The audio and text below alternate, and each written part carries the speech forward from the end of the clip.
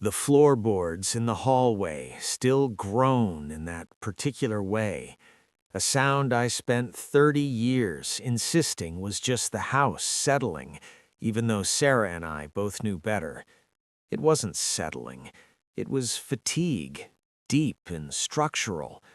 I used to stand in that kitchen, gripping the Formica countertop, arguing that the draft slipping through the window frames was character, proof that the house was alive and breathing with us. It was a lie I repeated so often it hardened into belief. I cashed out my father's small inheritance to buy this place in the valley, ignoring the damp basement and the way fog pooled in the yard like a cold gray lake. Sarah wanted the bungalow near the city, closer to her sister, closer to the library where she worked. But I wanted to be a man who owned land, who carved permanence out of dirt.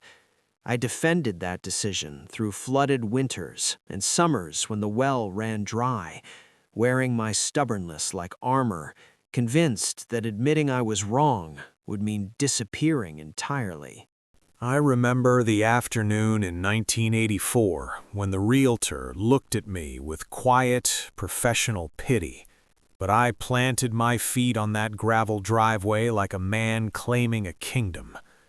Sarah stood by the car, her hands tucked into her coat sleeves, watching the pine shadows swallow the porch whole. I told her the air was cleaner here, that we would grow our own food, that the silence would be good for our souls.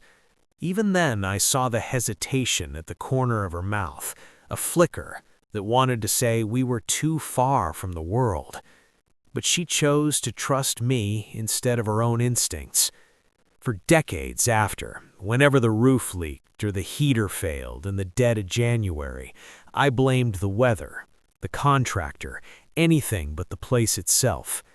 I became a master of deflection, turning every hardship into proof of resilience, as if surviving a house that resisted us was some noble calling.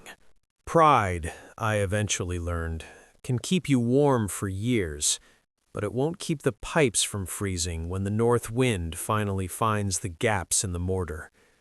Over time, I watched Sarah adapt to the isolation, her world shrinking to the garden and the long, winding drive to the grocery store.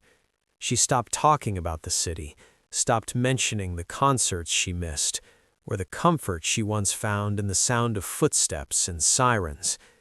I told myself she was content, that my strength had given her sanctuary, yet I noticed the way her eyes lingered on maps in old National Geographic magazines. I spent my weekends patching shingles and hauling firewood, a machine powered by the need to prove that this drafty monument to my ego was exactly where we belonged.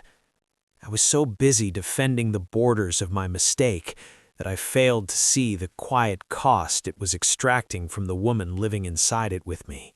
There's a box in the attic, hidden behind old winter coats, containing a brochure for a small city apartment Sarah never showed me, but I found anyway, years too late. I found it last month, the paper yellowed and brittle, dated from the spring our daughter graduated college. It was a beautiful place, high ceilings, a view of the park, and a price we could have afforded back when the market was kind and our knees still worked. Holding it broke something 30 years of stubbornness never could. She hadn't kept it as leverage or threat.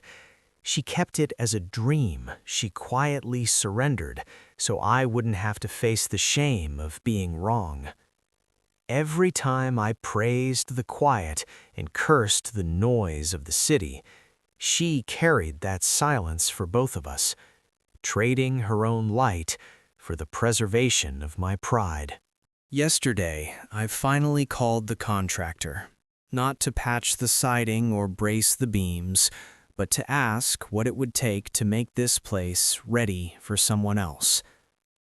I sat on the porch long after he left, watching the fog roll into the valley, no longer forcing myself to call it beautiful.